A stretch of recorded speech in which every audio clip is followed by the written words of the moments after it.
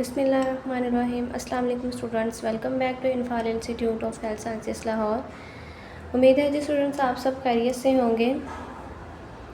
Students ऑब्स्टेरिक्स का chapter number 8 आज हमने स्टार्ट करना है।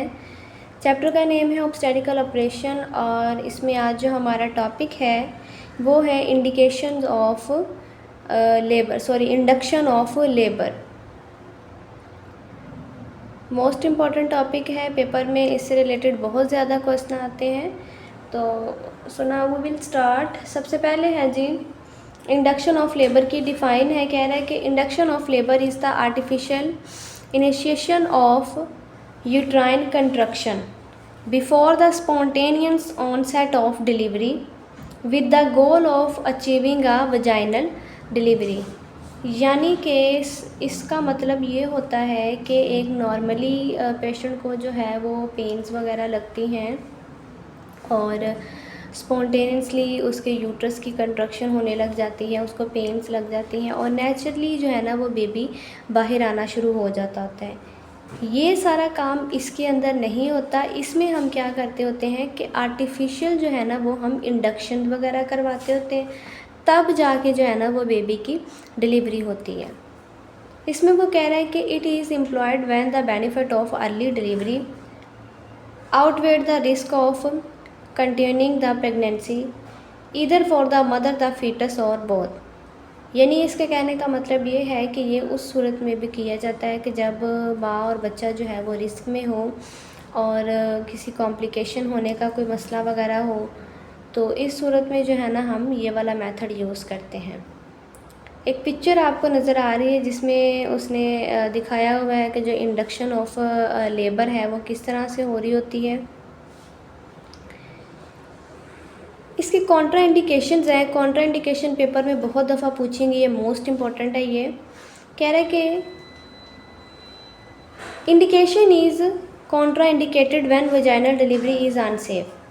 यानी जब वजाइनल डिलीवरी पॉसिबल नहीं हो रही होती, अनसेफ होती है, तब जाके जो है ना वो हम ये वाला काम करते हैं। इसमें हम क्या क्या इंडिकेशन हो जा सकती हैं? प्लेसेंटा प्रीविया, ठीक है, वासा प्रीविया, ट्रांसेप्लाई यानी बेबी जो है वो बिल्कुल तिरछा सा पड़ा हुआ है, उसका हेड जो है वो साइड्स पे है। Umbilical cord prolapse, umbilical cord prolapse हो जाता है। प्रीवियस क्लासिकल सिजेरियन सेक्शन और यूट्राइन रप्चर, यूट्रस अगर रप्चर वगैरह हो गई है या पहले भी कोई सिजेरियन सेक्शन हुआ है तो अब भी जो है ना वो उसको हम उसी मेथड की तरफ ले जाएंगे। एक्टिव जेनिटल हर्ब्स इन्फेक्शन, कोई इन्फेक्शन वगैरह है, ठीक है, इस सूरत में। नेक्स्ट वो कह रहा है कि fetal distress without immediate capability for the caesarean section. अगर जो है वो बच्चा अंदर डिस्ट्रेस में है, रेस्पिरेटरी डिस्ट्रेस है उसको, ठीक है, तो तब जाके जो है ना वो हम ये काम करते होते हैं। इसमें कॉन्ट्रा इंडिकेशन जो है ना वो इसकी मोस्ट इम्पॉर्टेंट है, ठीक है, इसको आपने अच्छे से करना है। नेक्स्ट देखें जी बिशप स्कोर क्या होता है। बिशप स्कोर जो है ना वो वाइवा के लिहाज से मोस्ट इम्पॉर्टेंट है, पेपर में बहुत दफ़ा पूछा जाता है। ये कह रहा है कि the bishop score assesses the probability of the cervix for induction. It consist the following parameters. यानी इसमें हम क्या देखते होते हैं कि सर्वाइकल डायलेशन देखते होते हैं, सर्वाइकल अफेसमेंट यानी कितनी ओपन हो रही है वो, उसकी लेंथ कितनी है, ठीक है, सर्वाइकल कंसिस्टेंसी देखते होते हैं, सर्वाइकल पोजीशन देखते होते हैं, फीटल स्टेशन यानी फीटल की जो है ना वो हमने माल प्रेजेंटेशन देखनी होती है। नेक्स्ट वो कह रहा है कि a score less than 6 is considered favourable for successful induction.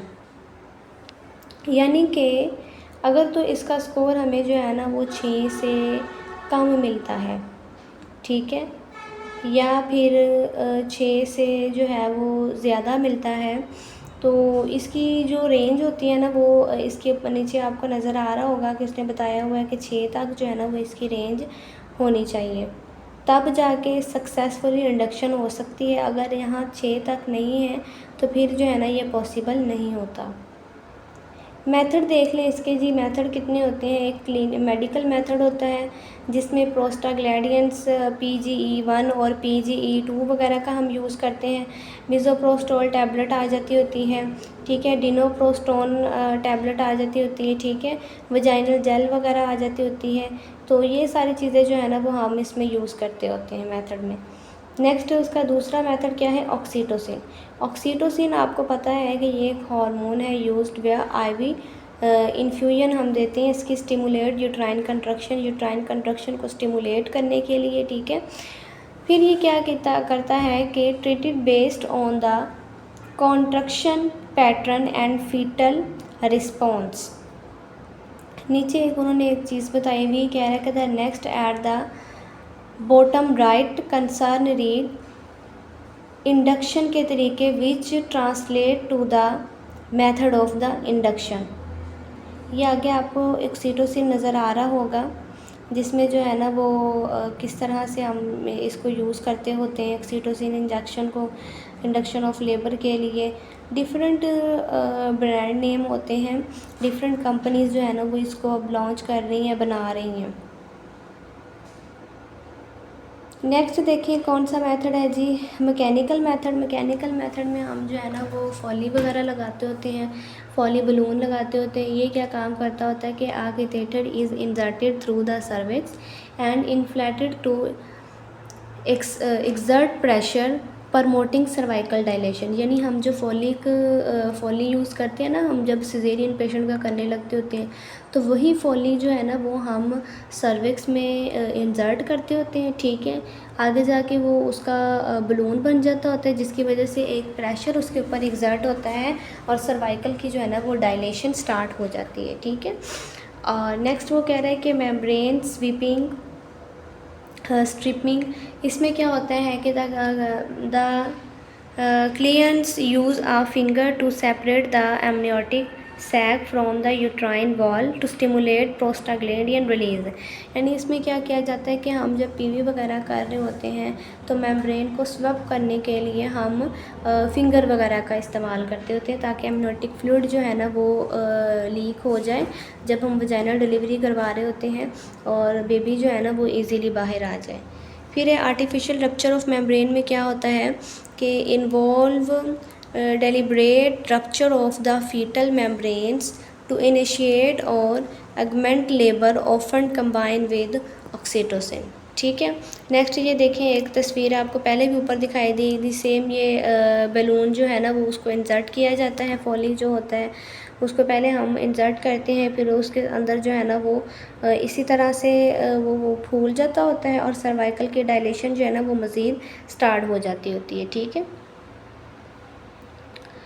चलें जी, ये था हमारा आज का लेक्चर। उम्मीद है जी लेक्चर आपको समझ में आया होगा। सब बहुत शुक्रिया, जज़ाकल्लाह। दुआ में याद रखें। अल्लाह हाफ़िज़।